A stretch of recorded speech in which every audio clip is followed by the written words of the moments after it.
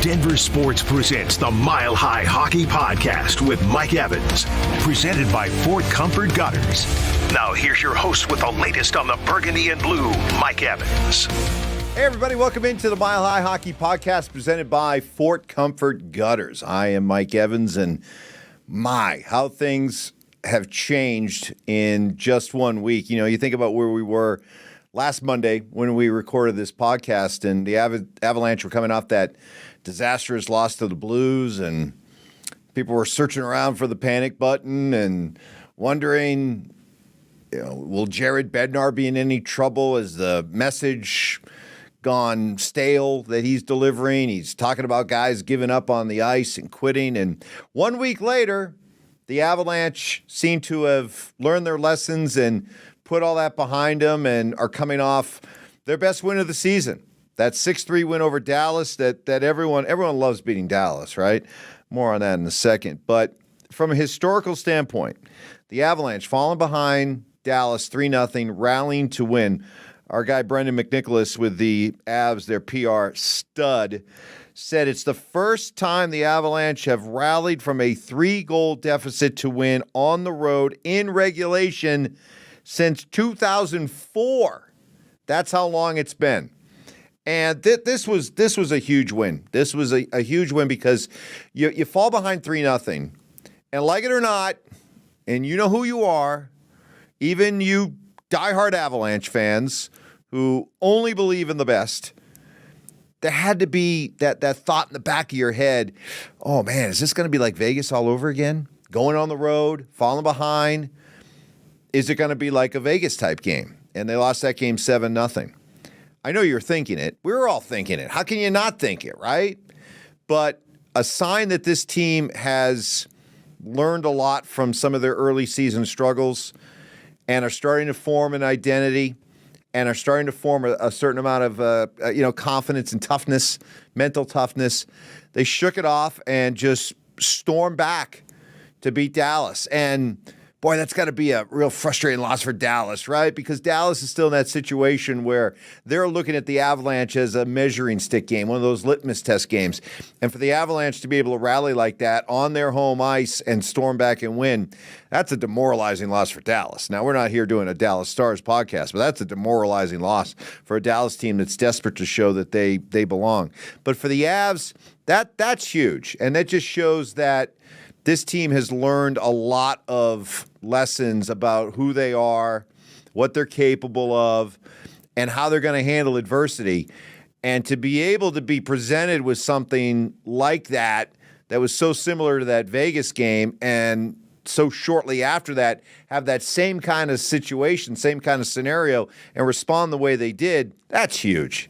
That's huge. And so for the Avalanche, there is, I think, a sense that, they've kind of come through the worst, right? So the Avs have won 3 straight games. And again, this is from Brendan McNicholas. Outscoring the opposition 19-6 in those 3 games, including 12-1 in the third period. That's monster, right? Third period, winning time. And they've been able to go out and take care of business. So it's a testament to these players. Always start with the players. That's where the leadership comes from. That's where the mental toughness comes from. And then you also look at Jared Bednar and this coaching staff and the way that the team, that he was able to push the right buttons and they were able to respond. So I think there's a feeling that I have, see if you feel the same way, that this is one of those things that while you're going through it, it's painful. Some tough losses, some embarrassing losses. But the thing about the regular season is you hope that you have some things happen during the regular season that will toughen you up for when the games matter the most. And when I talk about these losses early in the season, some fans just wanted to dismiss the severity, I guess, of some of these losses. No big deal. Blow it off. Nothing to see here. Why are you making too much out of so little? It's this early in the season. We're only 15 games in. Why are you making a big deal of it? Well, I'm sorry. I'm going to have to kind of disagree with you there. When the coach comes out and starts talking about guys quitting all over the ice, that's not your typical reaction after a regular season loss early in the season. So when Bednar responded that way, it was kind of like putting, I think, all of us on notice, including his own team, but also as a fan base. Whoa, that was not your run-of-the-mill early season loss. He certainly wasn't acting like a guy that's like, hey, it's just 15 games into the season. Don't make too much of a loss this early in the season. He made a big deal of it.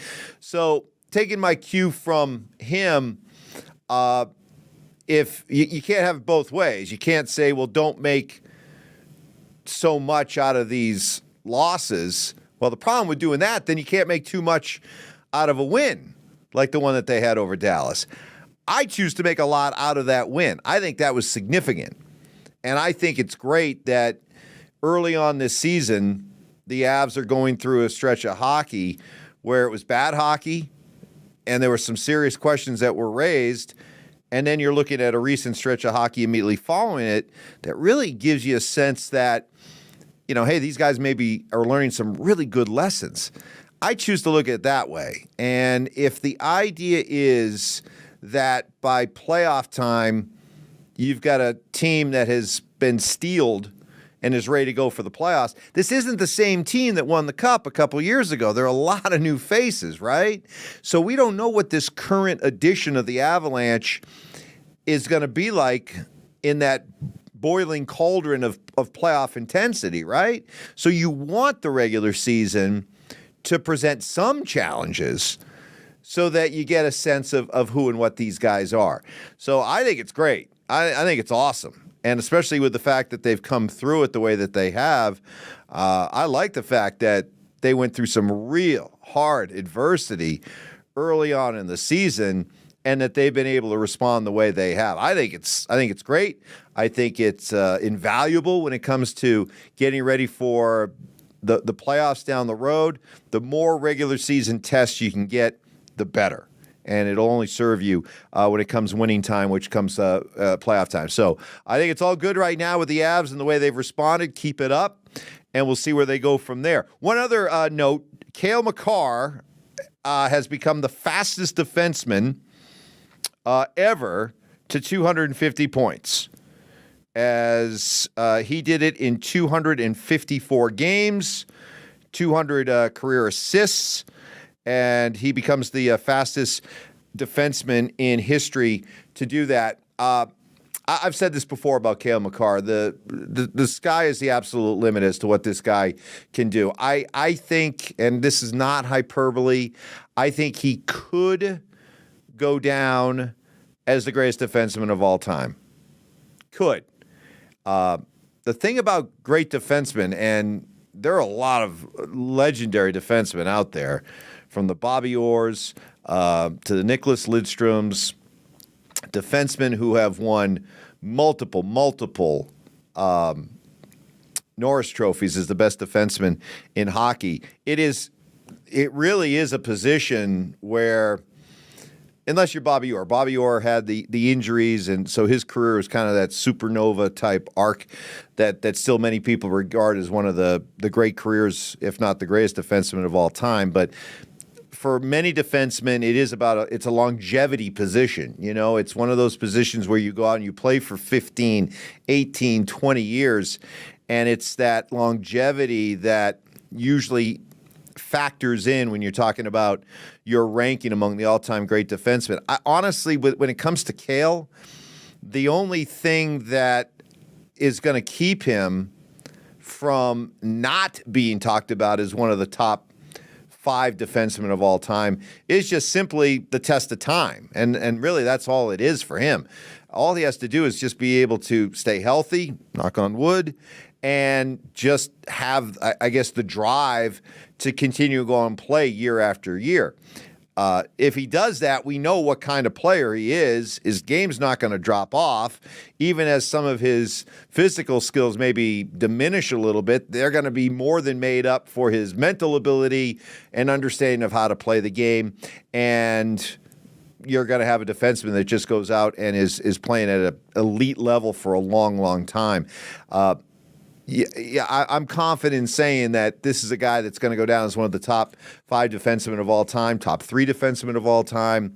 And maybe when it's all said and done, we're arguing whether or not he's the greatest defenseman of all time. The thing about Cale Makar is, and I've said this before on this podcast, on our radio show, if I was starting an NHL team today, you could take your Connor McDavids, you could take your Connor Bedards, you could take your Nathan McKinnons, you could take whoever you view as the top forward center in hockey. I would start with Cale Makar, and that's not a homer pick, okay? I look at his ability to dominate on both ends of the ice. As a shutdown defenseman, some of the plays that he makes defensively, he made a play the other night, and it was just the strength on his skates, his ability to just catch up to a guy, physically turn a guy inside out, just take the puck away like men against boys, really, and then go back and then be a factor on the other end of the ice. His ability to dominate 200 feet of ice, whether it's on the defensive end, whether it's on the offensive end, I don't think he has an equal. And so if I was starting a hockey team today, I would go with Cale Makar. I would build around Cale Makar. If you gave me, Mike, you're starting a team, you can have your pick of any player in the NHL right now. I would take Cale Makar because of how much I respect his ability to play both ends of the ice, how much I understand and recognize the way the game has changed, and that your defensemen now are not your traditional stay-at-home, pot into the occasional goal. The way the game is now, defensemen are weapons, defensemen are offensive weapons, and they're able to dominate on the offensive end of the ice. I just look at what he does on the defensive side and the offensive side. He gets all the headlines for what he does offensively. Just at some point, next time you're watching an Avalanche game and you see him on the ice, either on TV or if you're at the game, just focus on him. What a treat, by the way, right? But just watch him. Just follow him on the defensive end of the ice. Watch him. And I think you'll gain maybe even a newfound appreciation, or whatever appreciation you had. It might even go up with what this guy does defensively. Because there'll be times he'll make defensive plays. I'm just like, wow.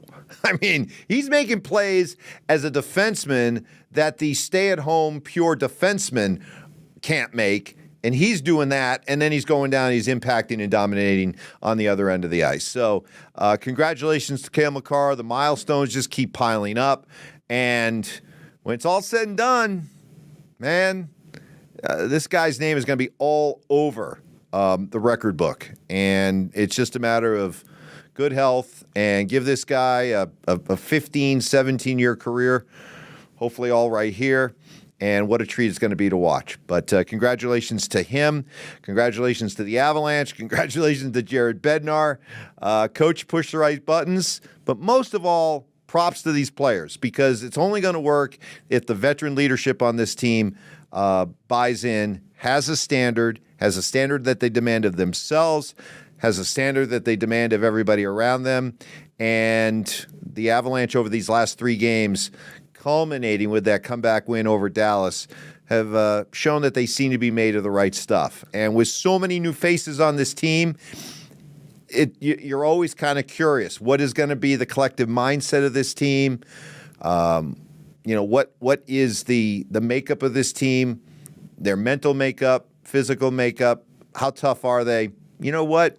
Early on this season, they got hit with some haymakers, right? They got hit with some body blows and really kind of called into question how this team was going to respond. What are they made of? The proverbial gut check. What are they made of? Well, you know what?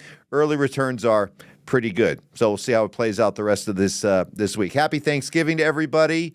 I think we're all thankful as hockey fans, as Avalanche fans, to be able to have this team to root for, to follow, to watch what they accomplish, and to be able to see what this season has in store for us, which should be a remarkable, remarkable run. Compared to a lot of hockey fans around the country, we got it pretty good. So be thankful for that as you sit down and enjoy your Thanksgiving feast this year. That'll do it for the Mile High Hockey Podcast. Thank you so much to Matt behind the scenes making this all work.